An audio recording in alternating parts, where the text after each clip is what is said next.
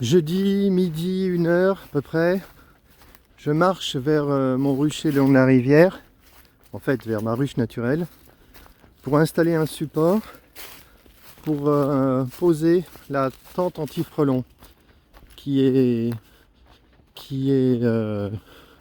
doit être installée en urgence parce que les frelons font de la capture comme dans le garde-manger. Il n'y a même pas de... Il n'y a même pas proprement de parler de pression, les frelons arrivent, ils capturent une abeille, ils partent sans arrêt. Donc c'est vraiment la prédation continue, probablement toute la journée. Donc c'était urgent de mettre une tente, même si c'est en hauteur, même si c'est dans un arbre, ça paraît un peu bizarre, il faut le faire. Et j'ai des petites nouvelles à donner là. Hier, en me promenant dans le parc, j'ai vu des corneilles qui se baladaient et ça m'a donné l'idée de lancer un projet que j'avais en tête depuis 1 an ou 2, que je vais appeler en espagnol Cría Cuervos. Et l'idée, qui a l'air encore plus ambitieuse que d'habitude, mais j'en ai parlé à un entomologiste et il m'a dit que c'était pas aberrant, que c'était possible. Donc l'idée, c'est de nourrir les corneilles qu'on a ici. Ce sont des oiseaux qui se nourrissent vraiment de tout, très intelligents. Les corneilles, les corbeaux, c'est un peu pareil. C'est des oiseaux très intelligents qui se nourrissent de tout. Ils mangent des graines, ils mangent des insectes, ils mangent de tout. Et du coup, l'idée, c'est de leur apprendre à manger des frelons, bien sûr. Comment faire? Ben, la technique est simple. Il suffit de les attirer, là dans le parc. J'ai vu qu'il y en avait dans le parc, donc je vais commencer. Il suffit de les attirer en leur donnant des graines. Après, on leur donnera d'autres trucs qu'ils aiment. Des frelons morts, par exemple. Ceux qu'on va capturer, on va leur donner à manger, pour les habituer. Et après, on récupérera les nids de frelons non contaminés par du poison, puisque nous, on fait des destructions sèches, sans aucun polluant. On récupérera ces nids entiers et on les remplira de graines et on laissera les larves à l'intérieur. Et petit à petit, on les ouvrira au début et petit à petit, on laissera les corneilles apprendre à déchiqueter les nids pour aller chercher la bonne nourriture. Et il y a fort à parier que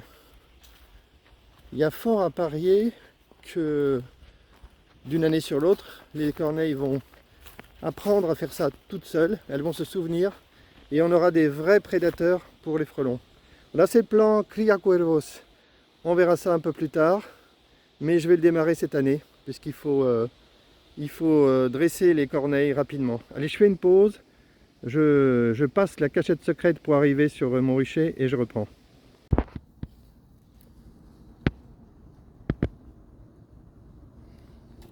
Bon, on voit que c'est pas si commode de monter une tente en haut d'un arbre.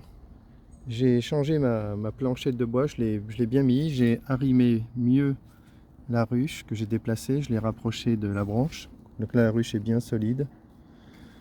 Maintenant il faut que je réussisse à mettre ma sangle autour de la tente pour l'arrimer autour de la ruche. Il y a un frelon qui continue de tourner au lac. Frelon qui tourne autour depuis tout à l'heure.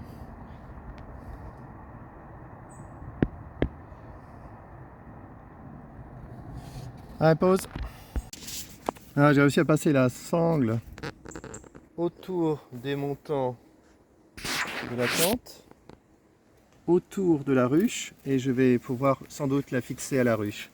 Alors c'est rigolo parce que pendant que je travaillais, il y a un frelon qui est monté dans la tente et qui est en train de se faire capturer. C'est plutôt rigolo.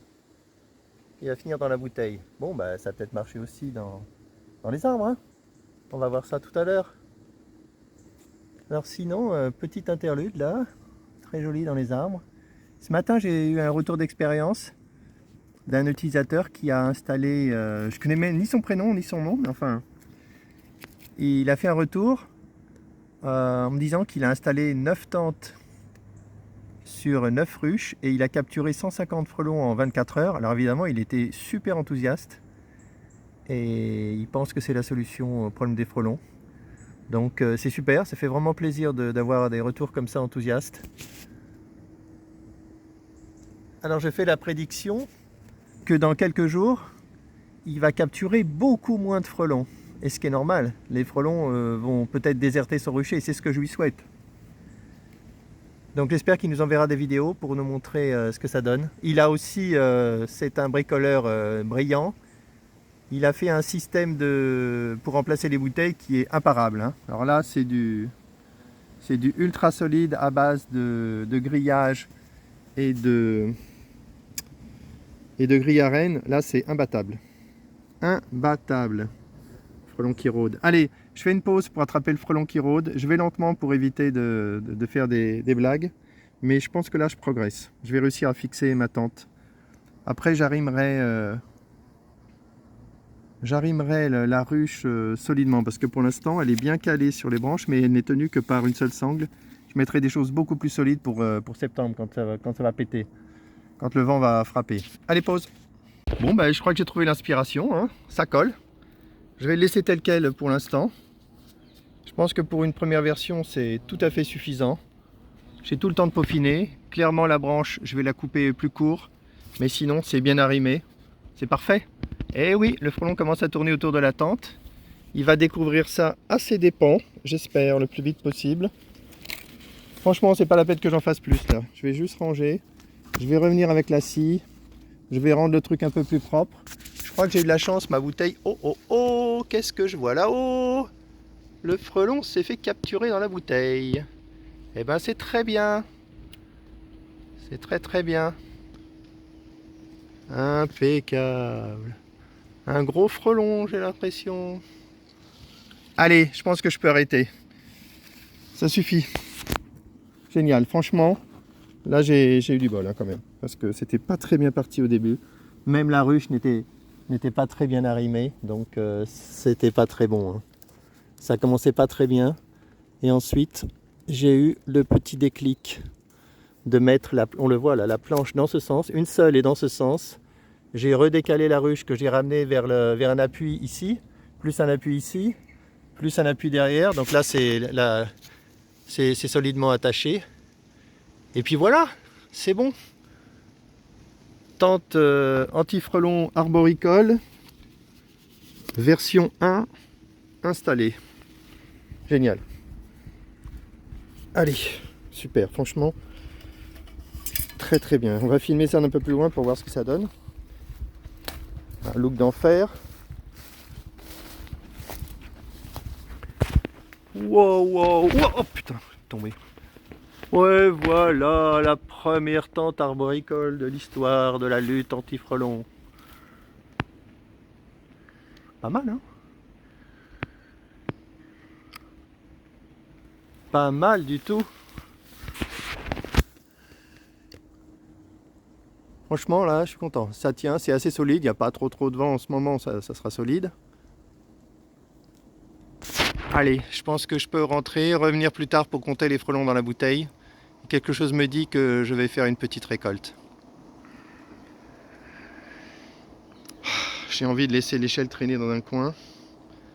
Pas la ramener à chaque fois. Hein.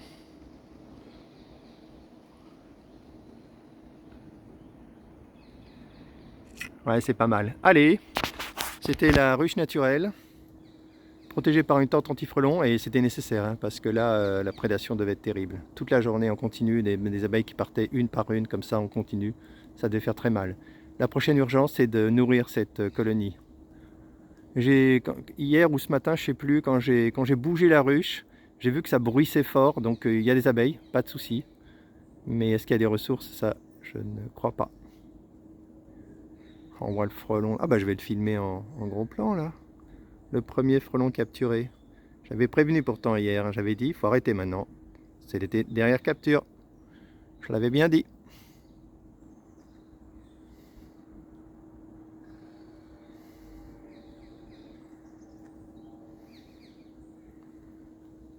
Allez, fin de la vidéo.